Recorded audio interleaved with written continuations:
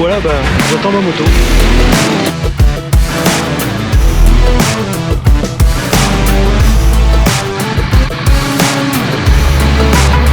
C'est le plus important, hein. Oh putain. J'aurais dû finir avec ça.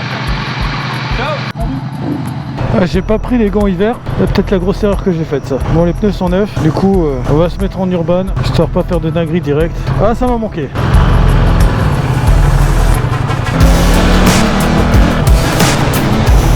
Il y a une espèce de mise à jour, l'affichage n'est plus du tout pareil. Du compteur, j'ai plus de compte tour. C'est quoi ce bordel? C'est quoi ce bordel avec l'affichage? Ah, c'est chiant. Il fait 7 degrés. Voilà, il y a de l'affichage là-dessus. Mais j'ai pas le compte tour. Super.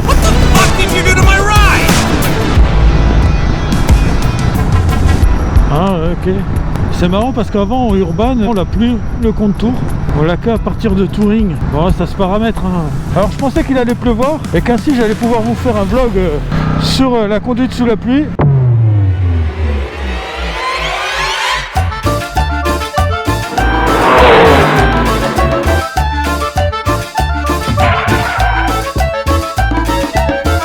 Salut tout le monde, bienvenue dans cette nouvelle vidéo.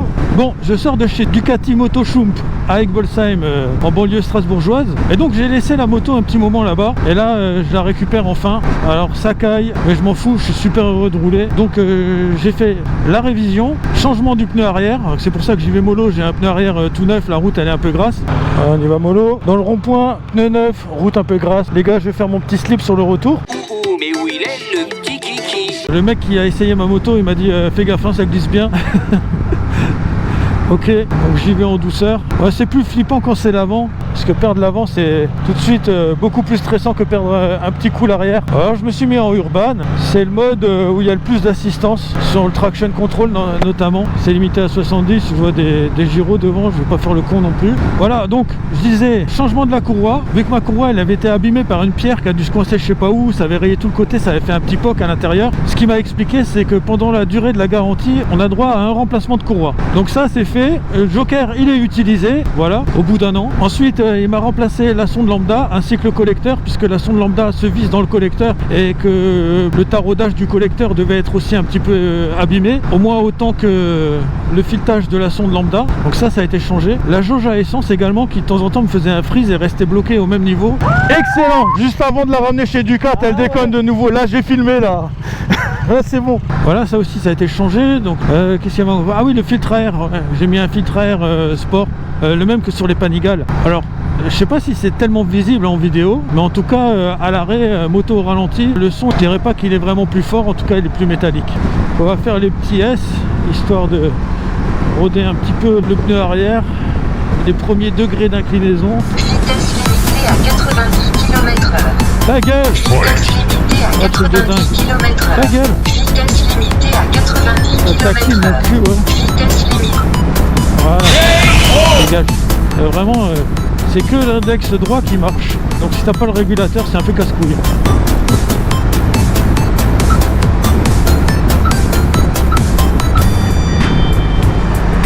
Voilà, alors ça m'a coûté 662 €, sachant qu'il m'a fait 50% sur le diagnostic. Je sais pas pourquoi il y a un diagnostic d'ailleurs. Je vous mets le détail de la facture ici, on peut regarder ça ensemble. Voilà, donc c'est le gars, il m'a fait un petit geste commercial quand même, parce que j'ai attendu un moment ma moto.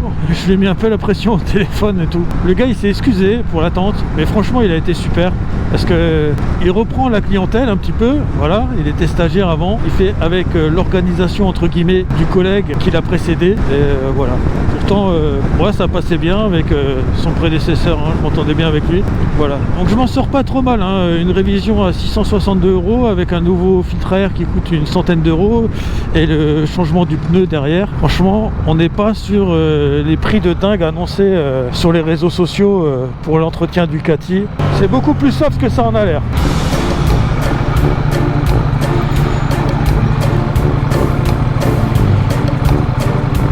Et même s'il fait froid, ça fait grave du bien de ça fait grave du bien de rouler un peu en bécane. Hein.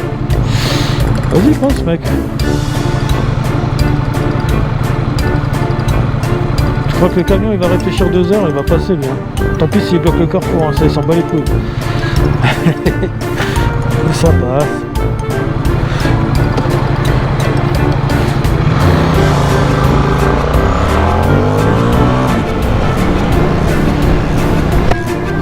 quand il y a des voitures qui essayent de faire le démarrage. Genre. Alors ouais, il y a aussi la durite de frein arrière qui a été remplacée. C'est le moment de la tester, il est assez loin derrière. Ça change rien du tout. Alors je vous le dis, ça change carrément rien du tout. Le frein arrière, c'est toujours autant de la merde. Allez, un tout petit peu. On sent la moto qui s'assoit un tout petit peu. Ouais, faut vraiment appuyer très fort. Hein. Faut le chercher loin. What the fuck? Ouais, ça c'est impeccable ça. Merci, c'est super gentil. Un petit pied levé. What the fuck? What the fuck? What the fuck?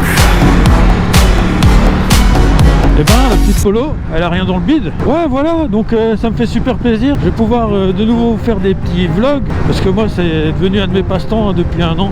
Voilà, c'est un peu un moyen de m'évader. Et faire du montage, tu vois, avec les vidéos et tout. Ça me fait quand même vachement plaisir. À des moments où je peux pas rouler, de prolonger un peu le plaisir de la moto. Parce que j'aime la moto, j'aime pratiquer, j'aime en parler. J'aime regarder aussi, je suis un très gros consommateur aussi de contenu sur YouTube. Voilà, peut-être que ça vous intéresserait que je vous fasse part de mes chaînes préférées un petit peu. Vous me le dites en commentaire si vous avez envie que je vous fasse une vidéo sur mes chaînes préférées. Je pourrais vous faire ça, mais soit elle va être très longue, soit je vais devoir faire du tri et je vais pas pouvoir parler de chaînes que j'adore. Voilà. Et je pense plutôt que je vais faire ça, du tri, et vraiment vous parler des chaînes qui m'inspirent vraiment et qui m'aident aussi à comprendre ce que vous aimez sur les vidéos. Bon, en tout cas, elle roule nickel, ça c'est sûr. Je suis bien, un petit peu froid aux doigts avec 6 degrés et des gants mi-saison, c'est limite. Et ça c'est parce que j'ai été con, j'ai oublié de prendre les gants hiver, j'en ai, des gants chauffants et tout là, ça aurait été le top. J'ai oublié quand j'ai préparé mes affaires là. Parce que c'est ma petite femme qui m'a conduit à la concession Ducati et je la remercie pour ça. Franchement c'est la classe. Alors pensez bien à entretenir vos bécanes parce qu'on nous casse les couilles là avec ce putain de contrôle technique de merde. Et pourtant vous voyez, on se donne un mal de chien pour avoir une bécane vraiment nickel, bien réglée, bien entretenue, propre. Voilà. Et quand je vois les voitures poubelles, les 50 qui sont pas concernées, alors que vraiment c'est le parc de 2 roues motorisées le plus déglingué de la planète. Des fois vous allez à certains endroits, vous les voyez faire les cons avec leur scooter avec des machines trafiquées dans tous les sens, on sait même plus quel modèle c'est. Ces 18 cyclomoteurs trafiqués ont été saisis la veille lors d'un tirage du côté de Paramana-Maturi. Un de ces bolides attire particulièrement l'attention. Conçu pour rouler à 45 km/h, cet engin peut atteindre une vitesse folle. Sur le curvomètre, le premier compteur affiche 99 km/h. Il se bloque, le deuxième s'enclenche. Les deux vitesses additionnées frôlent les 200 km/h. On a modifié son moteur, son cylindre. C'est un moteur bien plus gros qui doit de 80 cm, 75 ou 80 cm3. Un carburateur de 35. Le danger pour nous, c'est ils ont une vitesse et une puissance moteur qui est à leur jeune âge et sans avoir passé aucun permis, ne peuvent contrôler quoi. Voilà, donc entretenez bien vos machines. Surtout en ce moment, on est dans une période un peu cruciale où vraiment chaque excuse va compter pour nous faire passer ce putain de contrôle technique de merde. Et oui, moi j'assume, je suis complètement contre. Je serais pour rendre obligatoire les révisions chez le concessionnaire ou chez un garagiste agréé. Mais le contrôle technique, c'est non. On emmène beaucoup plus souvent nos motos chez les concessionnaires que les voitures. Quand le contrôle technique voiture a été mis en place, il y avait un vrai besoin puisqu'une voiture sur 6 était dangereuse, une sur 2000 en moto. Et puis surtout, c'est souvent les petites cylindrées et la directive, elle ne concerne que les plus de 125, donc aucun sens quoi. Soyez raisonnable avec vos chicanes aussi, c'est le moment de se la jouer discret. Voilà, de toute façon, je pense que chez nous en Alsace, là, la route des Crêtes, ça y est, elle est officiellement fermée. Donc en moto, on n'a plus le droit d'y aller sous peine d'avoir 135 € d'amende. C'est vrai, l'hiver vient. Celui-ci sera lent. Voilà, ça calme quand même. Je croise pas beaucoup de motards. Hein. Et surtout, comme toujours, ride safe les copains, franchement. Petite 4L. Elle passe le contrôle technique celle-là. Donc c'est un vlog tout mélangé. Rodage du pneu, entretien de la bécane. Et puis même si j'ai payé 662 € là, je suis content, je m'en tire bien parce que dans les 662 € il y a la révision, il y a le pneu arrière, pneu plus montage et équilibrage, il y a le filtre à air et là-dessus c'est pas comme les motos à l'ancienne où on déboulonne deux vis, on lève le réservoir et bim, il y a la boîte à air, on déclipse, on change le filtre. Non, faut démonter un peu le bordel, ça se trouve il y avait un peu de boulot. Alors ok, ils pouvaient profiter du fait qu'ils devaient de toute façon changer la sonde pour le faire, ça c'est sûr. Et je pense que ça a un peu aidé à me faire un prix aussi. T'as raison, ouais, reste pas sur la piste cyclable, t'as raison. Et ben le pneu, j'ai envie de dire, il m'a l'air rodé là. Alors c'est sûr que je vais pas tenter de faire frotter les cale-pieds là. Je veux dire, pour la conduite normale, directement c'est bon, hein. Je n'ai pas senti de faiblesse dans l'adhérence, je dirais nickel. De toute façon, le Pirelli Diablo Rosso avec cette bécane, il est très bien. Donc je dis ça, je fais gaffe là, parce que les petits virages sur les bandes blanches là, avec les passages piétons juste en sortie de virage, classique pour se péter la gueule. J'ai failli caler. J'ai pas mis assez de gaz. Mais vous avez vu, j'ai bien rattrapé le coup quand même, hein. Voilà, alors je vous laisse ici, je vous fais lever et je vous dis rendez-vous dans une prochaine vidéo. Pensez à vous abonner, à mettre des j'aime. Voilà, bisous les gars, à plus, ciao.